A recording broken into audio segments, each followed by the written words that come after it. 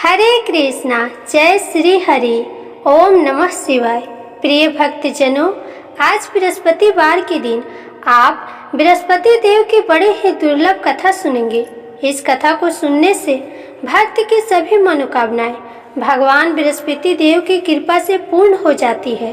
तो आइए बड़े ही श्रद्धा और प्रसन्नचित्त मन से इस कथा को सुनते हैं। भारतवर्ष में एक प्रतापी और दानी राजा राज्य करता था।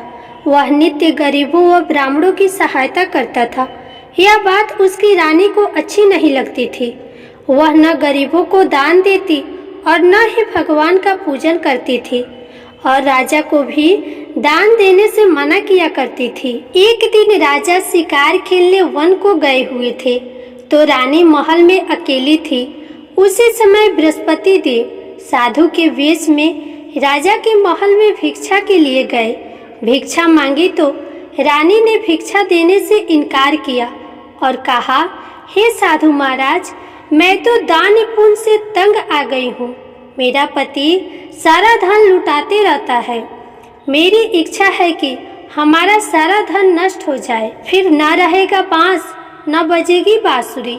साधु ने कहा, देवी, तुम तो बड़े विचित्र हो। धन संपत्ति तो सभी चाहते हैं, पुत्र और लक्ष्मी तो पापी के घर में भी होने चाहिए। यदि तुम्हारे पास अधिक धन है तो भूखों को भोजन करवाओ, प्यासों के लिए कुआं लगवाओ, मुसाफिरों के लिए धर्मशालाएं खुलवाओ और जो निर्धन अपनी कुंवारी कन्याओं का विवाह नहीं कर सकते हैं उनका विवाह करा दो। ऐसे और कई काम हैं जिनको करने से तुम्हारा यश लोक परलोक में फैलेगा। परंतु रानी पर उपदेश का कोई भी प्रभाव न पड़ा। वह बोली, महाराज, आप मुझे कुछ न समझाइए। मैं ऐसा धन नहीं चाहती जो जगह जगह बांटती फिरूं। साधु ने उत्तर दिया, यदि तुम्हारी ऐसी इच्छा है तो तथास्तु। तुम ऐसा करना कि बृहस्पतिवार के दिन घर लिपकर पीली मिट्टी से अपना सिर धोकर स्नान करना और भट्टी चढ़ाकर कपड़े धोना। ऐसा करने से तुम्हारा सारा धन नष्ट हो जाएगा। इतना कहकर वह साधु महाराज वहां से चल दिए। साधु के अनुसार कही बातों को पूरा करते हुए रानी को केवल 3 बृहस्पतिवार ही बीते थे कि समस्त धन संपत्ति नष्ट हो गई। भोजन के लिए राजा का परिवार तरसने लगा। तब एक दिन राजा ने रानी से बोला कि हे रानी, तुम यहीं रहो, मैं दूसरे देश को जाता हूँ, क्योंकि यहाँ पर सभी लोग मुझे जानते हैं, इसलिए मैं कोई छोटा कार्य नहीं कर सकता। ऐसा कहकर राजा परदेश चला गया। वहाँ वह जंगल से लकड़ी काट कर लाता और शहर में बेचता। इस तरह वह अपना जीवन व्यतीत करने लगा। इधर राजा के प्रदेश जाते ही रानी और दासी दुखी रहने लगे। एक बार जब रानी और दासी को बिना भोजन के 7 दिन तक रहना पड़ा तो रानी ने अपनी दासी से कहा, हे दासी, पास के ही नगर में मेरी बहन रहती है। वह बड़ी धनवान है, तो उसके पास जा और कुछ ले आ ताकि थोड़ी बहुत गुजर बसर हो जाए। दासी रानी के बहन के पास गई। उस दिन गुरुवार था और रानी की बहन उस समय बृहस्पतिवार व्रत की कथा सुन रही थी। दासी ने रानी की बहन को अपनी रानी का संदेश दिया, लेकिन रानी की बड़ी बहन ने कोई उत्तर नहीं दिया। जब दासी को रानी की बहन से कोई उत्तर नहीं मिला तो वह बहुत दुखी हुई और उसे क्रोध भी आया। दासी ने वापस आकर रानी को सारी बात बता दी। यह सब सुनकर रानी ने अपने भाग्य को कोसा। उधर रानी की बहन ने सोचा कि मेरी बहन की दासी आई थी, परंतु मैं उसे नहीं बोली, इससे वो बहुत दुखी हुई होगी। कथा सुनकर और पूजा समाप्त करके वह अपनी बहन के घर आई। कहने लगी, हे बहन, मैं बृहस्पतिवार का व्रत कर रही थी। तुम्हारी दासी मेरे घर आई थी, परंतु जब तक कथा होती है तब तक न उठते हैं और न ही बोलते हैं, इसलिए मैं कुछ नहीं बोली। कहो दासी क्यों आई थी? रानी बोली, बहन, तुमसे क्या छुपाऊं, हमारे घर में खाने तक का अनाज नहीं है। ऐसा कहते कहते रानी की आंखों में आंसू भर आए उसने दासी समेत पिछले 7 दिनों तक की भूखे रहने की बात अपनी बहन को विस्तार पूर्वक सुना दी। रानी की बहन बोली, देखो बहन, भगवान बृहस्पति देव सभी की मनोकामनाओं को पूर्ण करते हैं। देखो, शायद तुम्हारे घर में अनाज रखा हो। पहले तो रानी को विश्वास नहीं हुआ, पर बहन के आग्रह करने पर उसने अपनी दासी को अंदर भेजा तो उसे सचमुच अनाज से भरा एक घड़ा मिला। ये देखकर दासी को बड़ी हैरानी हुई। दासी रानी से कहने लगी, हे रानी, जब हमको भोजन नहीं मिलता तो हम व्रत ही तो करते हैं, इसलिए क्यों न इनसे व्रत और कथा की विधि पूछ ली जाए ताकि हम भी व्रत कर सके। तब रानी ने अपनी बहन से बृहस्पतिवार व्रत के बारे में पूछा। उसकी बहन ने बताया, बृहस्पतिवार के व्रत में चने की दाल और मुनक्का से भगवान विष्णु का केले की जड़ में पूजन करें तथा दीपक जलाएं, व्रत कथा सुने और पीला भोजन ही करें। इससे बृहस्पति देव प्रसन्न होते हैं। व्रत और पूजन विधि बताकर रानी की बहन अपने घर को लौट गई। 7 दिन के बाद जब गुरुवार आया तो रानी और दासी ने व्रत रखा। घोड़शाला में जाकर चना और गुड़ लेकर आई, फिर उससे केले की जड़ तथा विष्णु भगवान का पूजन किया। अब पीला भोजन कहाँ से आए, इस बात को लेकर दोनों बहुत दुखी थी। चूँकि उन्होंने व्रत रखा था इसलिए बृहस्पति देव उनसे प्रसन्न थे, इसलिए वे एक साधारण व्यक्ति का रूप धारण कर 2 थाली में सुंदर पीला भोजन दासी को दे गए। भोजन पाकर दासी प्रसन्न हुई और फिर रानी के साथ मिलकर भोजन को ग्रहण किया।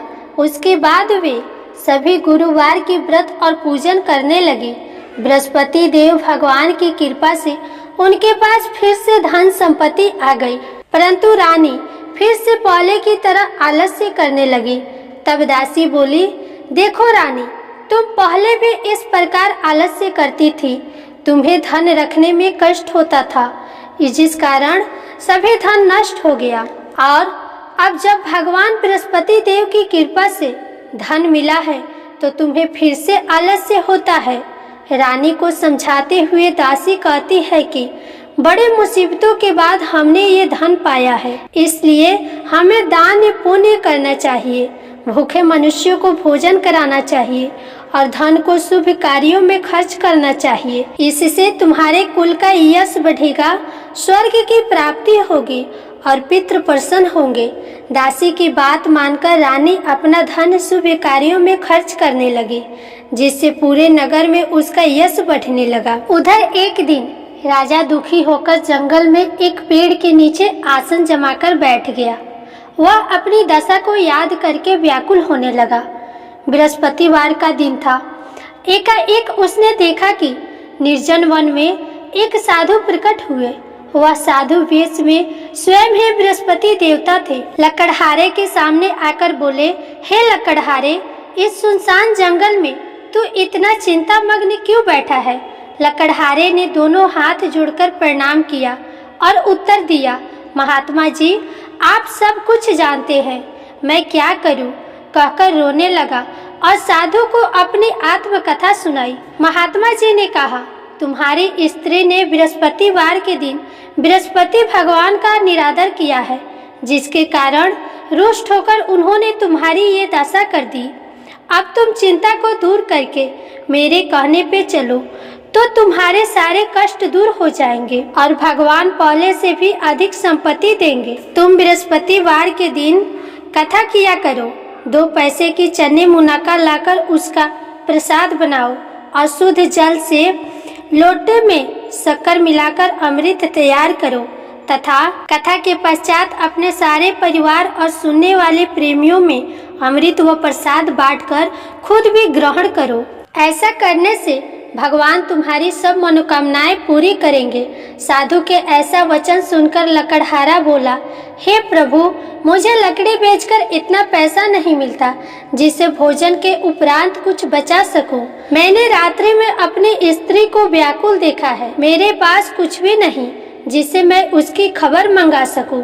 साधु ने कहा, हे लकड़हारे, तुम किसी बात की चिंता मत करो। बृहस्पतिवार के दिन तुम रोजाना की तरह लकड़ियां लेकर शहर को जाओ।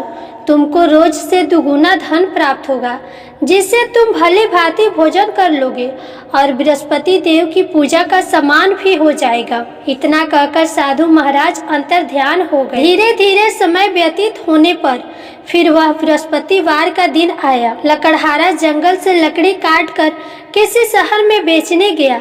उसे उस दिन और दिन से अधिक पैसा मिला। राजा ने चना और गुड़ आदि लाकर गुरुवार का व्रत किया।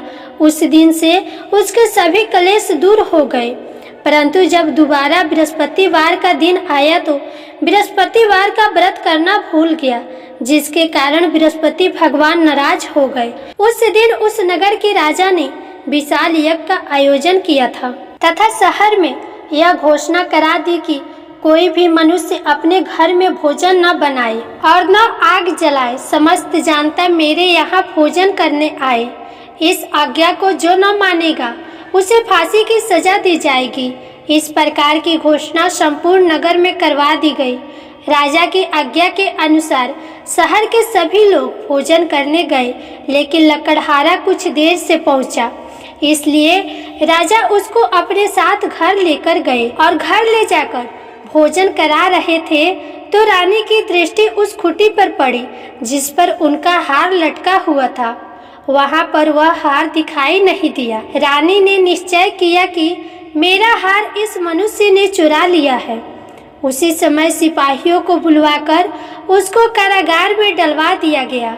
जब लकड़हारा कारागार में पड़ गया और बहुत दुखी होकर विचार करने लगा कि न जाने कौन से पूर्व जन्म के कर्म से मुझे यह दुख प्राप्त हुआ है, और उसी साधु को याद करने लगा जो कि जंगल में मिला था। उसी समय तत्काल बृहस्पति देव साधु के रूप में प्रकट हुए और उसकी दशा को देखकर कहने लगे, अरे मूर्ख, तूने बृहस्पति देव की कथा नहीं करी, जिस कारण तुम्हें यह दुख प्राप्त हुआ है। अब चिंता मत कर। बृहस्पतिवार के दिन कारागार के दरवाजे पर 4 पैसे पड़े मिलेंगे। उनसे तू बृहस्पति देव की पूजा करना, तेरे सभी कष्ट दूर हो जाएंगे। बृहस्पतिवार के दिन उसे 4 पैसे मिले। लकड़हारे ने कथा कही। उसी रात्रि को बृहस्पति देव ने उस नगर के राजा को स्वप्न में कहा, हे राजा, तुमने जिस आदमी को कारागार में बंद किया है वह निर्दोष है, उसे छोड़ देना। रानी का हार उसी खूंटी पर लटका है। अगर तू ऐसा नहीं करेगा तो मैं तेरे राज्य को नष्ट कर दूंगा। इस तरह रात्रि के स्वप्न को देखकर राजा प्रातः काल उठा और खूंटी पर हार देखकर लकड़हारे को बुलाकर क्षमा मांगी और लकड़हारे को योग्य सुंदर वस्त्र आभूषण देकर विदा कर दिया। बृहस्पति देव की आज्ञा के अनुसार लकड़हारा अपने नगर को चल दिया। राजा जब अपने नगर के निकट पहुंचा तो उसे बड़ा आश्चर्य हुआ। नगर में पहले से अधिक बाग, तालाब, कुएं तथा बहुत सी धर्मशालाएं, मंदिर आदि बन गई है। राजा ने पूछा, यह किसका बाग और धर्मशाला है? तब नगर के सब लोग कहने लगे, यह सब रानी और बंदी के हैं। तो राजा को आश्चर्य हुआ और गुस्सा भी आया। रानी ने यह खबर सुनी कि राजा आ रहे हैं तो दासी से कहा, हे दासी, देख राजा हमको कितनी बुरी हालत में छोड़ गए थे। हमारी ऐसी हालत देखकर वह लौट न जाए, इसलिए तू दरवाजे पर खड़ी हो जा। आज्ञा के अनुसार दासी दरवाजे पर खड़ी हो गई। राजा आए तो उन्हें अपने साथ लेकर आई। तब राजा ने क्रोध करते हुए रानी से पूछा कि यह धन तुम्हें कैसे प्राप्त हुआ? तब रानी ने कहा, हमें यह धन बृहस्पति देव की इस व्रत के प्रभाव से प्राप्त हुआ है।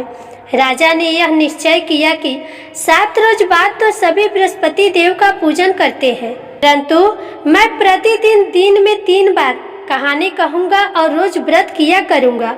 अब हर समय राजा के दुपट्टे में चने की दाल बंधी रहती और दिन में 3 बार कहानी कहते और व्रत किया करते। एक रोज राजा ने विचार किया कि चलो अपनी बहन के यहाँ हो आवे। इस तरह निश्चय करके राजा घोड़े पर सवार होकर बहन के यहाँ को चलने लगा। मार्ग में उसने देखा कि कुछ आदमी मुर्दे को लिए जा रहे हैं। उन्हें रोककर राजा कहने लगा, अरे भाइयों, मेरे बृहस्पति देव की कथा सुन लो। वे बोले, लो, हमारा तो आदमी मर गया है, इसको अपनी कथा की पड़ी है। परंतु कुछ आदमी बोले, अच्छा कहो, हम तुम्हारी कथा भी सुनेंगे। राजा ने दाल निकाली और जब कथा आधी हुई थी तो मुर्दा हिलने लगा। जब कथा समाप्त हुई तब आदमी राम राम करके उठ खड़ा हो गया। वहां से कथा समाप्त करके राजा फिर आगे बढ़ा। आगे मार्ग में उसे एक किसान खेत में हल चलाता मिला तो राजा ने उसे देखकर बोला, अरे भैया, तुम मेरे बृहस्पतिवार की कथा सुन लो। किसान बोला, जब तक मैं तेरी कथा सुनूंगा तब तक 4 हरैया जोत लूंगा। जा, अपनी कथा किसी और को सुनाना। तब राजा आगे चलने लगा। राजा के हटते ही बैल पछाड़ खाके गिर गए और किसान के पेट में बड़े जोर का दर्द होने लगा। उस समय उसकी माँ रोटी लेकर आई और उसने जब यह देखा तो बेटे से सब हाल पूछा और बेटे ने सभी हाल कह दिया। तो बुढ़िया माई दौड़ी दौड़ी राजा के पास गई और बोली कि मैं तेरी कथा सुनूंगी, तू अपनी कथा मेरे खेत पर चलकर कहना। राजा ने बुढ़िया के खेत पर जाकर कथा कही, जिससे कि वह बैल उठकर खड़े हुए और किसान की पेट का दर्द भी खत्म हो गया। राजा अपनी बहन के घर पहुंचा। बहन ने भाई की खूब मेहमानी की। दूसरे रोज प्रातः काल राजा जागा तो वह देखने लगा कि सब लोग भोजन कर रहे हैं। राजा ने अपनी बहन से कहा, ऐसा कोई मनुष्य है जिसने भोजन नहीं किया हो? मेरी बृहस्पतिवार की कथा सुन ले। राजा की बहन ने कहा, हे भैया, यह देश ऐसा है जहाँ की पहले लोग भोजन करते हैं, बाद में कोई अन्य काम करते हैं।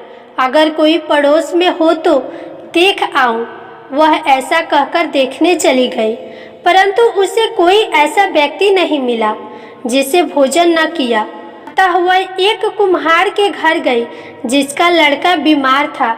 उसे मालूम हुआ कि उनके यहाँ 3 रोज से किसी ने भोजन नहीं किया है। रानी ने अपने भाई की कथा सुनने के लिए कुम्हार से कहा तो कुम्हार तैयार हो गया। राजा ने जाकर बृहस्पतिवार की कथा कही, जिसको सुनकर उसका लड़का ठीक हो गया। अब तो राजा की प्रशंसा होने लगी। एक रोज राजा ने अपनी बहन से कहा, हे बहन, हम अपने घर को जाएंगे, तुम भी तैयार हो जाओ। राजा की बहन ने अपनी सास से कहा तो सास ने कहा, हाँ चली जा, परंतु अपने लड़कों को मत ले जाना, क्योंकि तेरे भाई के कोई औलाद नहीं। बहन ने अपने भाई से कहा, हे भैया, मैं तो चलूंगी, पर कोई बालक नहीं चलेगा। तो राजा बोला, जब कोई बालक नहीं चलेगा तो तुम ही अकेले जाकर क्या करोगी? राजा बड़े दुखी मन से अपने नगर को लौट आया। राजा ने अपनी रानी से कहा, हम निर्वंशी हैं, हमारा मुंह देखने का धर्म नहीं है और कुछ भोजन आदि नहीं किया है। रानी बोली, हे प्रभु, बृहस्पति देव ने हमें सब कुछ दिया है, वह हमें औलाद अवश्य देंगे। उसी रात को बृहस्पति देव ने राजा से स्वप्न में कहा, हे राजा, उठो, सभी सोच त्याग दो, तेरी रानी गर्भ से है।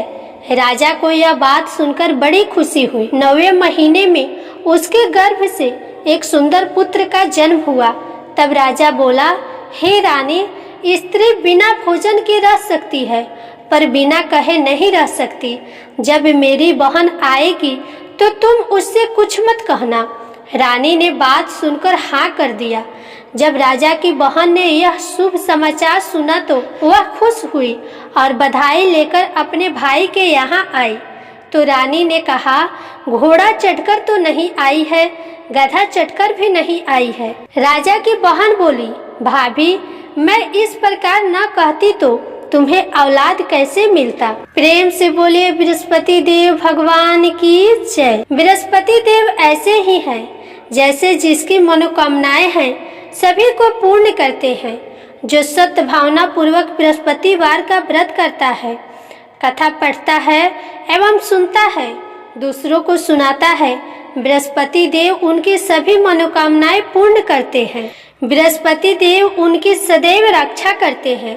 जो संसार में सत्य भावना और सच्चे हृदय से बृहस्पति देव का पूजन करते हैं, उनकी सभी मनोकामनाएं उसी प्रकार पूर्ण होती है। जैसे राजा और रानी ने बृहस्पति देव की कथा का गुणगान किया, उनकी सभी इच्छाएं बृहस्पति देव ने पूर्ण की।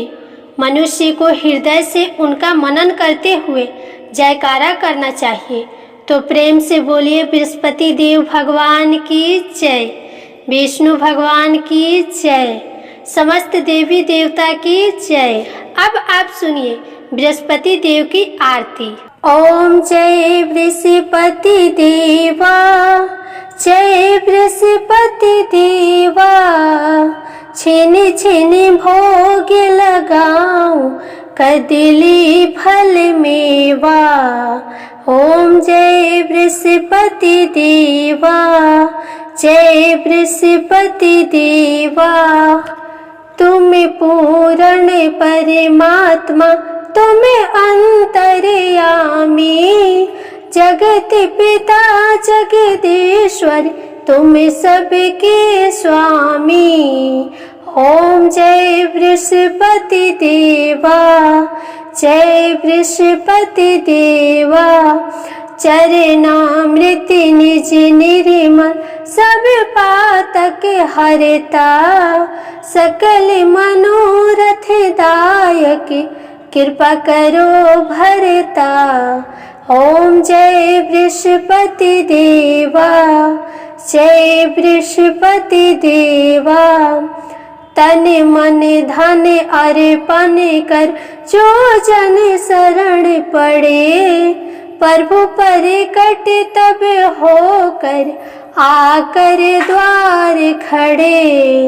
जय बृहस्पति देवा, ओम जय बृहस्पति देवा, दीन दयाल दयानिधि भक्तन हितकारी, पाप दोष सब हरता भव बंधन हारी। ओम जय बृहस्पति देवा, जय बृहस्पति देवा, सकल मनोरथ दायक सब संशय तारो, विषय विकार मिटाओ संतन सुखकारी।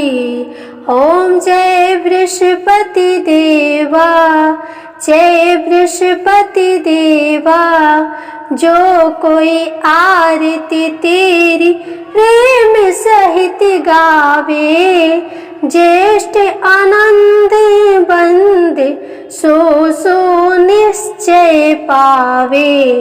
ओम जय बृहस्पति देवा, जय बृहस्पति देवा, जय बृहस्पति देवा। प्रेम से बोलिए श्री बृहस्पति भगवान की जय, विष्णु भगवान की जय।